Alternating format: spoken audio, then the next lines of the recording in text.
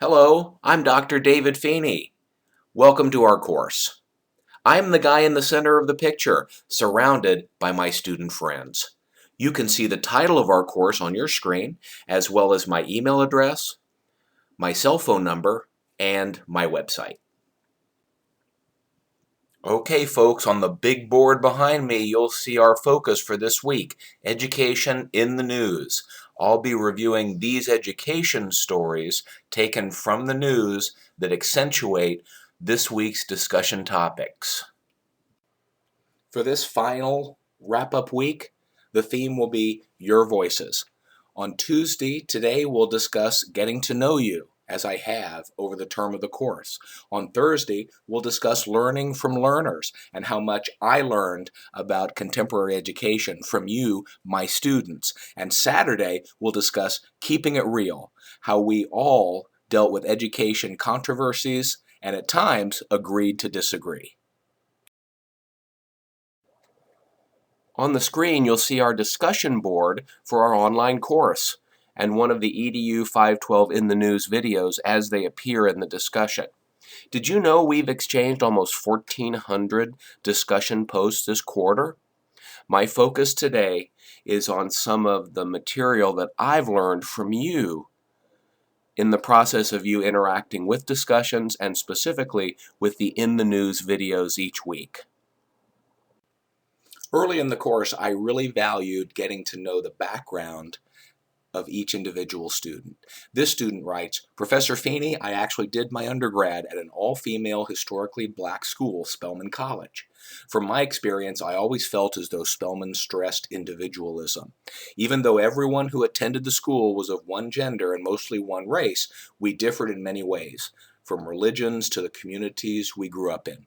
There was never a time where goals for students were on a single track. It may also have helped that Spelman is a liberal arts school, so the focus was more so on directing students in whatever path they chose. Now, this is a perspective that I wouldn't have known unless I had gotten to know each student's individual background. Of particular interest to me as an educator was the practical stories and advice that students would relay. This student writes, Dr. Feeney, I remember having a student in my 5th grade class who only spoke Spanish, and the student didn't start at the school until the middle of the semester, so my teacher already had her lesson plan for our class. This was the first Spanish student that I'd ever come in contact with, and she was very shy and soft-spoken. However, after her 3rd day of class, the teacher changed her bulletin board and added different countries on it and displayed some of the other countries' cultural backgrounds. I clearly remember when the little girl came in, she pointed and said, "That is where I used to live." We all were so excited, and she started to tell us about her culture, and the entire class learned so much from the little girl. I feel that my teacher helped to make her transition easy and make her feel that her culture was just as important as the rest of our class. This was my teacher's way of adjusting her instruction based on her cultural background. And one of the ways that I deeply benefited from this course was simply hearing the day-to-day strategies, tips, tricks, and practices that you brought to the course and shared with us each and every week. Interacting with 2 sections of EDU 512, over 40 educators from all across the country, we're going to hear about how it works and how it doesn't work. This person mentioned, Dr. Feeney, as a teacher, it is hard. I try to do it as much as possible so that each student can feel important and share their life with others. When the semester starts, I do an introduction so that the class has an opportunity to introduce and share some information about themselves and their culture. In another activity, the students use PowerPoint to create their family tree and share recipes and special holidays and functions that are part of their family history. I teach at a predominantly black school. Here is a website that I found useful when I had 5 Caucasians, 7 Hispanics, and 98 African Americans. I did not want them to feel isolated or discouraged with education. I placed them in the same groups when we were dealing with history and culture. When we did other class assignments, I paired them with others who had different learning styles. Some of the challenge was time, finding activities to fit each learner, and changing the assessment to fit each learner. And part of the valuable ways I've gotten to know each of you is through the valuable ways that you have gotten to know your students and matching them day by day, student by student, to ways of instruction that are more diverse and also practical and effective. And that was so valuable to me. I believe as educators, we do this as a labor of love. And we will be encountering struggles and difficulties, and that sharing those with a group through the course can have a helpful or cathartic function. This student writes, "Hi, Dr. Feeney. I have experienced stereotypical behavior quite a bit from some of the teachers I work with. The school is predominantly white, so quite obviously ethnic students get the most negative feedback. In most cases, it is downright insulting, especially when they talk about their students' academic progress. Instead of speaking on how they want to help those students achieve more in their classrooms, they in turn talk about how they project their futures will be and needlessly try to say it's not bright. Though I try to dispute with them and argue that I never have problems with those students, these teachers refuse to believe that maybe, just maybe, the real problems they are having with those students are stereotypical behaviors that they've bestowed upon them. I think some of them feel that if they're nice and pleasant with at least 10% of their ethnic students, it eliminates them from being racist, which is totally absurd." And one of the things that I saw over and over in our education diversity course is not just me discussing these education issues and perspectives with you, which can be contentious, but also the tremendous amount of engagement and support that you gave to each other, which in turn supported me. It was a real blessing to see everyone come together and acknowledge difficulty, but also providing ways that allow people to move forward in a practical, helpful way. It was inspiring.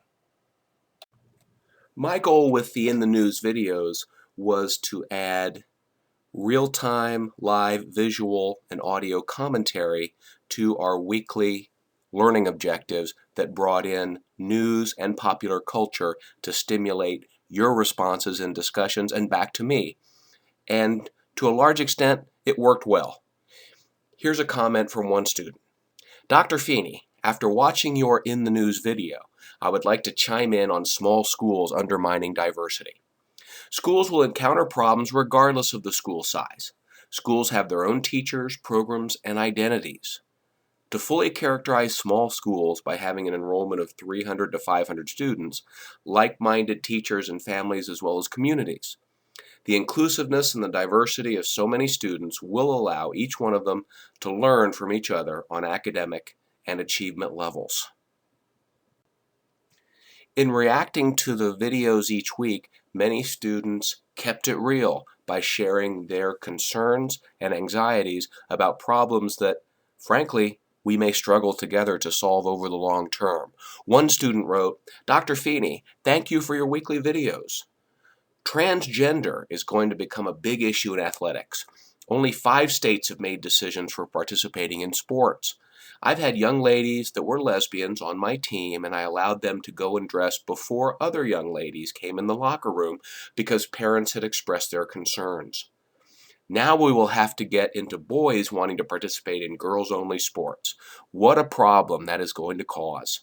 Even the schools and the local board are going to have to start making allowances for these students so that they will be able to get a quality and equal education as their peers. And they still risk being bullied and made a spectacle of because they are different." And then you see a hyperlink that the student presented back to me and the rest of the course, which is one of the most powerful ways to communicate and cycle knowledge back to all of us. On the screen, you'll see that the student went to a reputable news source locally and fed all of us the hyperlink related to the transgender advocacy, which is exactly the kind of instructional engagement that we're looking for and was the goal of the EDU512 in the news videos.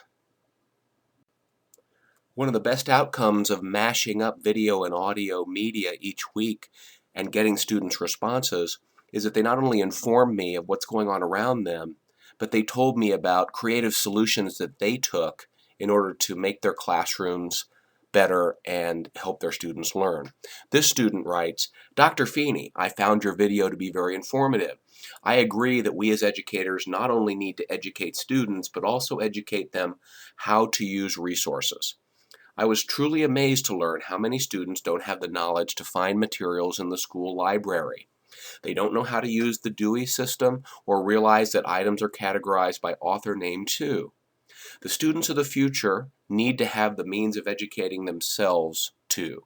We need to teach them how to be creative, intuitive, and have the willingness to explore. I want to wrap up today's presentation with an example of a student who responded to a video about parent engagement and dropout rates with a story that not only expressed disagreement, which is always okay, but was an inspiring, true story about educational attainment.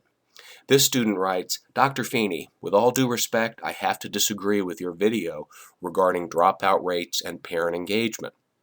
I dropped out of school my senior year with 6 weeks of school left. I was a student with a single parent, and my mother was constantly at my high school. Not due to my behavior or grades, I had a 4.0 GPA. It was due to gang violence, bullying, and drugs in the school. Due to this, I dropped out along with many of my friends. I went back and took my GED, passed, and never looked back. But I feel I was robbed of walking across the stage and getting my diploma in my cap and gown that I worked so hard for.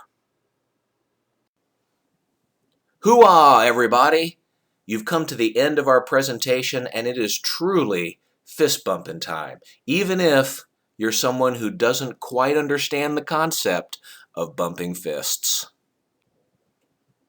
Well, folks, we've come to the end of our video presentation, and I hope that you found it practical and useful.